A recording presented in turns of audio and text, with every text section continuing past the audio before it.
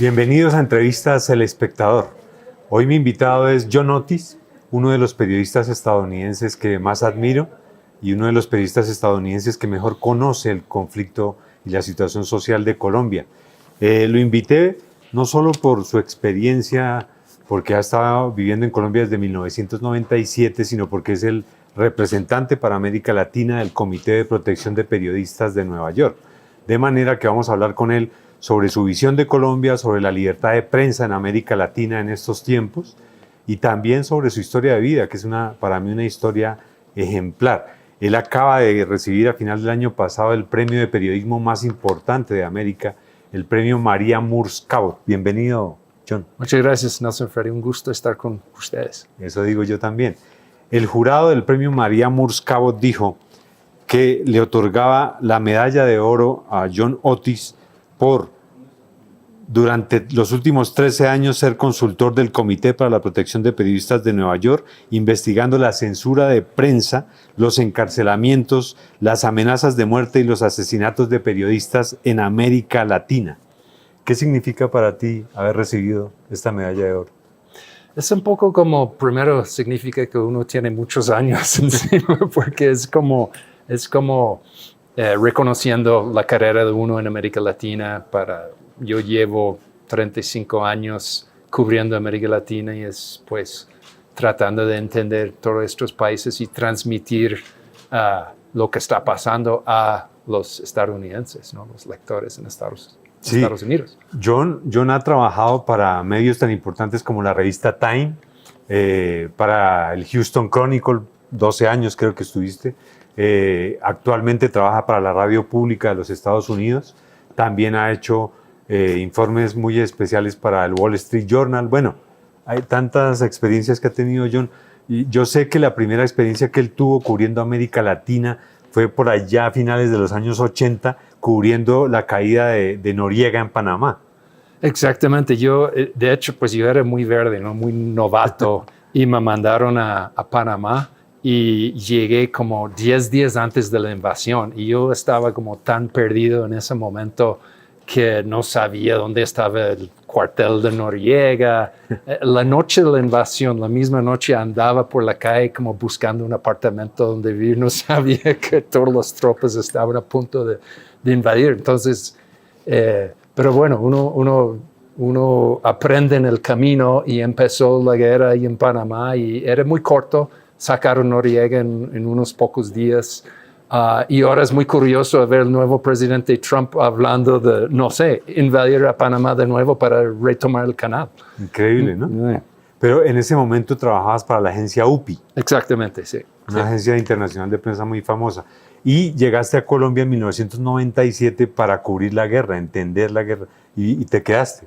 Sí, lo que pasa es que yo llegué en 97 y recordamos en 97 Colombia era otro país, el caos, la guerra era muy fuerte, muchos secuestros, las FARC tenían como 15,000 tropas, mucha gente pensaba que iban a ser capaces de tomar Bogotá o las ciudades grandes, era una guerra muy intensa, entonces hubo mucho interés de parte de los editores en los Estados Unidos y además era la época de Plan Colombia. Estados Unidos estaba empezando a invertir mucho en Colombia en la guerra contra las drogas y contra la guerrilla. Entonces había mucho interés de parte de los editores en Estados Unidos. Aunque la situación no es que haya cambiado mucho. Por ejemplo, John va mañana o hoy mismo para el Catatumbo a cubrir lo que está ocurriendo en la frontera con Venezuela. Y yo recuerdo que nos conocimos por allá detrás de las FARC, en el Caguán, en todas esas tomas de Me Too, etcétera, etcétera. Y ¿ha cambiado mucho o la guerra es simplemente cíclica y está manifestándose de otra manera? Pues es triste porque yo me recuerdo que hace 9 años, cuando estaban a punto de firmar el proceso de paz en La Habana, que Colombia era mucho más tranquilo en ese momento. Me recuerdo que fui hasta Guaviare para hacer una historia sobre una carrera de bicicletas. Estaba en Calamar, Guaviare, haciendo un reportaje sobre todos estos tipos bogotanos, gente de Medellín, que llegaron a San José del Guaviare para hacer bici, porque el lugar era muy calmado. En ese momento estuvimos en Calamar, San José del Guaviare, hasta Miraflores, y la situación era bastante tranquilo a raíz del proceso de paz. Entonces es muy triste hoy día ver, pues en Guaviare mismo ha arrancado pues, nuevos combates, y en Catatumbo, pues... Sí. eso es, pues, yo sé que es una situación complicada, pero digamos, es triste a la vez. Sí, total. Es que además de corresponsal de guerra, John Otis es tan colombiano ahora que se volvió ciclista. Es ciclista que hace unas rutas increíbles, va por todo el país montando bicicleta, y es parte de ser colombiano, aparte de tu familia que ya es colombiana, ¿no? Sí, y de hecho hice el Giro de Rigo el año pasado, y hace 2 años. Esta es mi... Ah, sí, tienes aquí la pulsera. Sí, mi pulsera. Y hice un reportaje sobre Rigo. Sí, sí lo leí. NPR, National Public Radio. Entonces, sí, me encanta el ciclismo. Es una buena manera de ver Colombia, que está tan bonito, y me encanta la montaña. Entonces, a mí me alegra lo que ha pasado contigo y la forma en que te has vuelto colombiano, pero también te pregunto desafortunadamente por lo malo, ¿no? Vives pendiente. Una de tus responsabilidades como consultor del Comité de Protección de Periodistas de Nueva York es estar pendiente de la libertad de prensa, al menos en el área andina. Entonces, viéndolo de Catatumbo, por ejemplo, yo recuerdo que aquí te he publicado informes recuerdo uno de hace 10 años, sobre la libertad de prensa en la frontera con Venezuela, especialmente en Arauca, donde los periodistas estaban siendo perseguidos por el ELN. O sea, 10 años después, ¿cómo ves la situación de la libertad de prensa en estas condiciones de las que estamos hablando, aquí en Colombia? Más o menos iguales. O sea, en Arauca hubo un periodista, Juan Valentín, no me recuerdo su apellido, pero él ganó el premio Simón Bolívar porque él entrevistó en Arauca uno de los jefes de la disidencia en Arauca, y él recibió amenazas de otro grupo, no sé si fueron los ELNs, y él tenía que salir de la zona. Entonces, eso sigue pasando. Hay muchos casos de periodistas que han tenido que huir de sus zonas, especialmente los periodistas en las regiones, ¿no? Que están en esas regiones en conflicto, que hacen sus reportajes, alguien se molesta y ellos tienen que salir corriendo. Pero cuéntales a nuestros seguidores qué haces a través del comité para ayudarlos exactamente, por ejemplo, en el caso de Juan Valentín. Sí, no, en casos como Juan Valentín, lo que tratamos de hacer es comunicarnos con ellos, asegurar que están bien, denunciar lo que ha pasado, tratar de presionar el gobierno o la unidad de protección para que brinden protección, y más que todo investigar quién está detrás de las amenazas o los ataques, porque lo que siempre pasa aquí en Colombia, casi siempre, es que hay una amenaza, hay un asesinato de un periodista y hay una investigación, pero nunca llega a ningún lugar. Entonces puede ser que el periodista, pues, la mataron por otra razón, por un lío de faldas, porque era también a la vez político, por otra razón. Pero si tú nunca llegas al fondo del caso, si tú nunca logras saber qué fue el motivo real por el ataque, pues todo el mundo periodístico se queda como se queda preocupado, paranoica, pensando que es porque era periodista y era por su trabajo periodístico. Entonces, uno de los problemas aquí es que la falta de buenas investigaciones y condenas a los verdugos. Okay. Pero dame cifras para entender la dimensión. Por ejemplo, en estos 13 años que llevas en esa labor, ¿cómo ha ido avanzando estos casos en Colombia?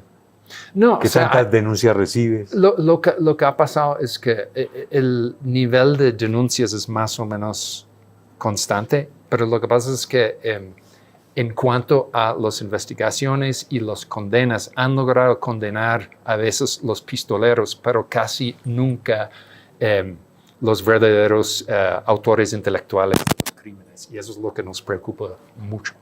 Es que la labor que hace el Comité de Protección de Periodistas de Nueva York es muy importante para los periodistas en América Latina, tanto que la Sociedad Interamericana de Prensa acaba de concederle el premio Chapultepec por defender la libertad de prensa desde 1981. En el caso de John, yo sé que la mayoría de su trabajo últimamente ha estado centrado en Venezuela.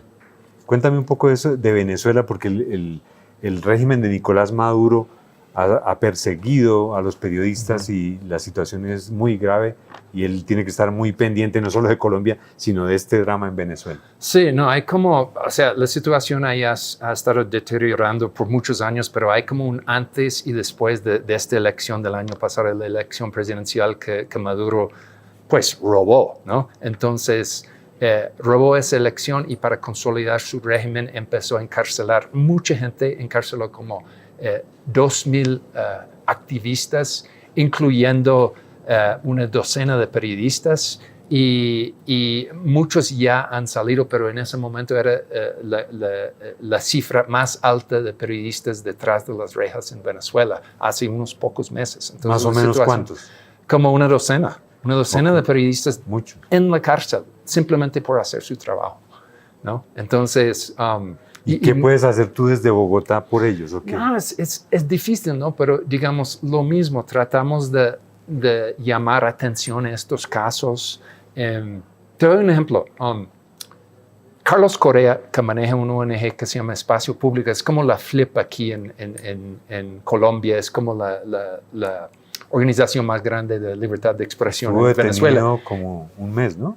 Exactamente, él fue detenido y nosotros pues hicimos un escándalo y también la OEA, la ONU, Amnesty International, Human Rights Watch y pues hicimos tanto escándalo que quizás el régimen pensaba que pues no valía la pena tener a Carlos Correa detrás de las rejas y la soltaron, pero digamos eso hubiera sido el equivalente de encarcelar a la directora del CPJ o Jonathan Bach de la FLIP aquí en Colombia. O sea, es muy grave. Claro. No. Pero tú como periodista, aparte de esta labor de defensa que haces de esas libertades, ¿cómo ves lo que ha sucedido en esa materia a través de regímenes como el de Maduro? Yo recuerdo, por ejemplo, que cubrimos, los dos estuvimos en la posesión de Evo Morales en Bolivia. Sí. Esos gobiernos, ese populismo autoritarios, que son autoritarios, que pueden ser de extrema izquierda o extrema derecha, como Bukele, ¿qué ha significado en América Latina para el ejercicio del periodismo? No, estos gobiernos medio autoritarios, sea como Rafael Correa en Ecuador, Evo Morales en Bolivia, Hugo Chávez y luego Nicolás Maduro en Venezuela, Bukele en El Salvador, Daniel Ortega en Nicaragua, todos son medio autoritarios o dictadores como Ortega, Maduro. Entonces, la libertad de prensa en esos países es muy problemático, casi no existe en Nicaragua. Hay un espacio muy cerrado en Venezuela. Y la otra cosa que está pasando es que muchos periodistas de estos países han ido al exilio. Entonces, el CPJ tenemos todo un programa para periodistas en exilio porque docenas y docenas y docenas de periodistas han tenido que salir de sus propios países. ¿De Colombia has tenido casos recientes? En Colombia han habido periodistas que han tenido que salir de sus regiones, pero por lo general han sido como desplazamientos internos. Entonces uno está en Arauca o uno está en Catatumbo y va para Bogotá y tratamos de ayudar a esos periodistas. Claro. Esta semana, para que sepas, estamos reunidos con 20 editores de América Latina en el curso anual de la Red de Periodistas de Investigación Conectas. Ahí hay varios nicaragüenses que están exiliados en San José de Costa Rica. Claro. Tratan de hacer periodismo. En el mismo plan hay venezolanos, hay salvadoreños, hay guatemaltecos. Cuando tú haces esos balances, por ejemplo el del año pasado, ¿qué siente uno? ¿Tiene sentido seguir? ¿Por qué llevas 13 años haciendo lo mismo y uno no se entristece viendo esta cifra? Y la gran tristeza que tengo yo es que yo veo a América Latina volviendo al pasado, a regímenes militares o dictaduras cerrando periódicos, mucha censura en varios países, ¿no? Eso suena un poco como la América Latina de los 70s, cuando en el Cono Sur hubo dictadores, o sea, encargados de eso. Entonces, no sé, es difícil, pero digamos, ¿qué vamos a hacer? ¿Vamos a tirar la toalla? No se puede. Tú quieres seguir sí, en claro, lo que haces. Claro. Tanto en periodismo como en defensa de libertad de prensa. Exactamente. Y hablando de los periodistas en exilio y los que con ustedes van a conversar en estos días, el gran problema de los periodistas que se van al exilio es de seguir en el periodismo. Hay muy pocos trabajos disponibles para ellos. Muchos terminan manejando taxis en Florida o trabajando en hoteles o en restaurantes o en otras cosas porque tienen que ganar la vida y hay pocas posibilidades para seguir como periodistas. Claro. Algunos lo logran, pero otros no. Uh-huh. El informe de tu comité del año pasado, en diciembre, dijo que había cerca de 400 periodistas encarcelados en todo el mundo, además, detenidos, hay muchos detenidos. Sí. ¿Tú también estás pendiente de los detenidos? Claro, pero digamos, en el caso de los detenidos, digamos, somos un ONG, tratamos de pues, publicar estos casos y hacer lobby y poner presión encima de los gobiernos, pero hay casos en donde los periodistas han estado encarcelados por varios años y no sabemos qué va a pasar. Por ejemplo, el caso Zamora en Guatemala. Sí, eso trabajamos mucho en ese caso y seguimos en eso y con el cambio de gobierno, eso fue clave en Guatemala, con el cambio de gobierno, Zamora pues logró salir de la cárcel, pero sigue en líos, o sea, esos casos legales persigue a uno, aunque uno está libre, tiene que seguir respondiendo a las autoridades, etc. Eso, lo mismo ha pasado con los periodistas encarcelados en Venezuela, que han salido, pero sí tienen que reportarse a las autoridades, no pueden salir del país, se confisquen el pasaporte, todas esas medidas. Entonces, es un peso encima. Pero tú eres estadounidense y me hablaste al comienzo de Donald Trump. Sí. Estamos empezando el segundo mandato de Donald Trump. Los anuncios son de impedir asilos, cerrarle puertas a la libertad de prensa. ¿Cómo es el panorama para la libertad de prensa en América de cara al segundo gobierno de Donald Trump? Pues el gran problema es algo quizás más simbólico en el hecho de que, por ejemplo, ¿recuerdas cuando Arabia Saudita mató a Jamal ¿cómo se llama el periodista? No me acuerdo. Khashoggi. Que supuestamente lo asfixiaron. Era columnista para el Washington Post. Y la descabezaron y todo eso, y Trump no dijo ni mu, ¿no? Y siguió con relaciones estrechas con Arabia Saudita. Entonces, ese tipo de ejemplo quiere decir que es como un mensaje que realmente la vida de un periodista vale 5 y la libertad de expresión no es como tan importante. Es muy por debajo en la lista de prioridades. Y eso es una de mis preocupaciones, que el mismo tipo de situación podría pasar en esos próximos 4 años. El fin de semana me conmovió ver el caso de un periodista palestino al que mató un dron. Ahora matan periodistas con drones en Gaza. Y no sé cuántos periodistas han muerto en Gaza. Eso ha ocupado como 50% del tiempo de nosotros en el CPJ últimamente, Gaza. Ahora, insistir en estos temas tiene que ver mucho no solo con la libertad de prensa y el interés mutuo de los periodistas, sino con la memoria histórica de las naciones. Este año se celebra el año Guillermo Cano, nuestro fundador, asesinado por el cartel del narcotráfico de Medellín. Ese legado de los periodistas sacrificados, ¿cómo lo promueven ustedes desde el comité? ¿O para qué les sirve esos casos donde los periodistas mueren y esa memoria, qué pasa con ellos? Pues es una pregunta un poco difícil de contestar. Tratamos de llamar atención a estos casos y más que todo cuando matan a un periodista, sea Guillermo Cano o sea un corresponsal de El Tiempo o Semana o La Opinión, en cualquier parte de Colombia, tratamos de, pues lo mejor que podemos hacer es seguir el caso, seguir buscando justicia, porque solo con justicia, con condenas contra los autores intelectuales de estos crímenes, podemos reducir la violencia contra el periodismo. Claro. Eso es lo más importante que podemos hacer.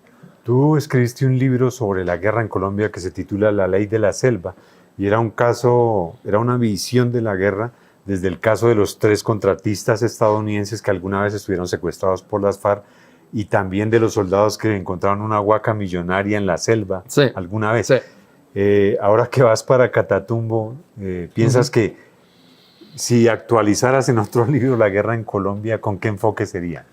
Pues no sé, en esa época era era un momento muy interesante en Colombia cuando escribí el libro, porque el ejército como de alguna forma estaba en su máximo nivel de prestigio y poder, porque habían logrado realmente debilitar a las FARC. Estamos hablando de los años 2007, 2008. De la época de la Operación Jaque. Sí, exactamente. Y la Operación Jaque era increíble, ¿no? Era como, y no hubo ningún muerto, ningún derrame de sangre, y liberaron todos esos rehenes. Entonces era increíble ver el ejército hacer eso. Y por debajo, en el otro lado de la historia, en el libro, era el ejército, como los soldados RAS mal pagados, llenando sus bolsillos con dinero de las FARC, ¿no? Sí. Entonces, hoy día es otro ejército, tienen otros desafíos. La guerrilla es muy distinto también, pero no sé, yo veo la guerra hoy día un poco más complicada, un poco menos blanco y negro. Antes era como las FARC y la guerrilla contra el ejército, paramilitares, etcétera, y peleándose, pero hoy día hay tantos grupos distintos, cada uno funciona como un pequeño mafia. No sé si estés de acuerdo, exacto, mafias. Sí. Mafias atomizadas. Sí, quieren controlar esta zona, quieren extorsionar medio mundo, quieren secuestrar y ser los mafiosos, los patrones de la zona. No quieren enfrentarse con el ejército, no quieren como tomar Bogotá, quieren ser los amos y señores de sus regiones. Pero eso es muy problemático para los colombianos. Exacto. La Ley de la Selva 2. Si quieres escribir otro libro. Me encantaría, sí. Pero digamos, sería chévere tener otro libro con un final feliz como la Operación Jaque, ¿no? Ok, pero complicado, ¿no? Porque la respuesta a esa multiplicación y atomización de las mafias, no creo que sea militarización, ¿o cómo lo ves? ¿Cómo responder a tantos ejércitos ilegales al tiempo en fronteras como la de Venezuela, por ejemplo? No, yo creo que pues obviamente tiene que tener más presencia gubernamental en estas zonas. Y eso siempre ha sido el problema histórico de Colombia, que hay grandes extensiones del país sin presencia del gobierno, sin control. Entonces eso pues son lugares muy fáciles para estos grupos de tomar control, amedrentar la población y realmente hacer lo que les da la gana. Entonces, pues el Estado debería tratar de tomar más control de estas regiones con más gobierno, con más fuerzas militares, policías, etcétera, más fiscalía. Todo eso siempre ha sido la receta para mejorar la situación en Colombia. Pero en cuanto a todos estos grupos, no sé, yo creo que estos procesos de paz están fallando, lo que estamos viendo en Catatumbo. Y no veo que el ELN está muy interesado en hacer la paz con el gobierno. Entonces, no sé, yo creo que toca repensar los procesos de paz con esos cambios en estos grupos ilegales. Son muy distintos de lo que eran las FARC hace 15 años. Y lo que decías antes, ¿no? Justicia, presencia del Estado, justicia. Sí. Vas a seguir informando en todo caso del conflicto en Colombia, esta vez desde Catatumbo, pero digamos tu filosofía de vida es ser periodista hasta cuando puedas. Sí, No, sí, no te me interesa encanta, cambiar. me encanta contar historias y me encanta escribir y reportar historias bonitos y lindos también, porque yo ya soy colombiano, vivo acá, amo este país, es un país tan bonito, tan bella. Me encanta tomar vacaciones dentro de Colombia más que en Estados Unidos u otros sitios. Y me encantan las historias muy lindas. Les doy un ejemplo. El mes pasado estuve en Medellín, llegó el conductor de música clásica, Andrés Orozco Estrada, y dio un concierto en Medellín con la Filarmónica Joven de Colombia. Y este señor Andrés Orozco es un mago, y su historia de dónde viene de Medellín y cómo llegó a ser uno de los conductores más famosos en todo el mundo. Es muy lindo. ¿Le quieres hacer un reportaje o algo así? Sí, estoy haciendo un perfil sobre él que va a Bueno. salir el domingo en NPR. Bueno. Sí, y es muy lindo. Y me Bueno. encanta ese tipo de historias. Ese es John Otis. Pero yo siempre te oigo diciendo, descubriste un nuevo camino, descubriste una nueva cascada, estás haciendo no sé qué ruta. ¿Vas a seguir haciéndolo a pesar del riesgo? Hay zonas donde es complicadísimo. Sí, pero así uno- como uno- cuando vas ahora a Catatumbo. Sí, pero digamos uno tampoco toma riesgos estúpidos, ¿no? Uno siempre trata de hacerlo en una forma lo más seguro posible.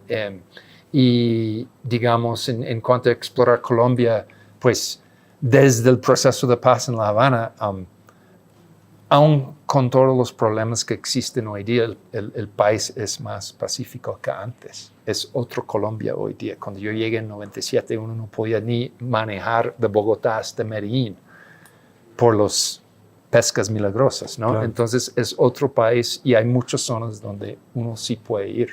Correcto. Para que se hagan una idea, John también ha publicado perfiles, por ejemplo, recuerdo Nairo Quintana, Sí, has hecho perfil de Nairo. sí. Y esto que vas a hacer sobre el Catatumbo va a salir en la radio pública de los Estados Unidos. Correcto, en NPR, sí, National Exacto. Public Radio. ¿Eso qué alcance tiene? No, es a nivel nacional, tenemos millones de oyentes. Bueno, entonces, y podrás seguir trabajando en la era Trump, en la radio pública estadounidense. sí, o sea, siempre van a haber nuevos desafíos y esto es quizás lo más grande hoy día. Bueno, Yeah. un gusto que hayas estado acá, John. Los invito a leer, a seguir tanto los reportajes como los trabajos sonoros en la radio pública de los Estados Unidos de John Otis, un gran periodista estadounidense, un gran defensor de la libertad de prensa en América Latina, y por eso lo queríamos invitar aquí al espectador. Así es que gracias por la visita. Muchísimas gracias, Nelson Freddy, un gusto. Gracias a ustedes por seguir Entrevistas El Espectador.